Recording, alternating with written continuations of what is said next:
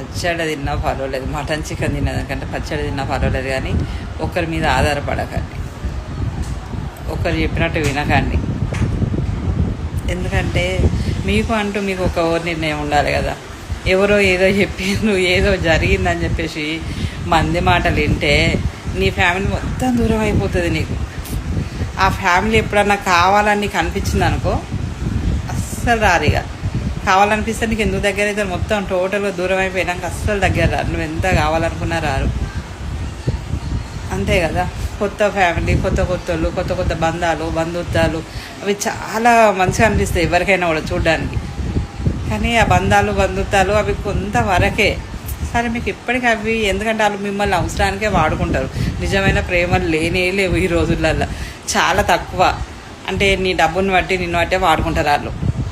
నిజమైన బంధాలు, బంధుత్వాలు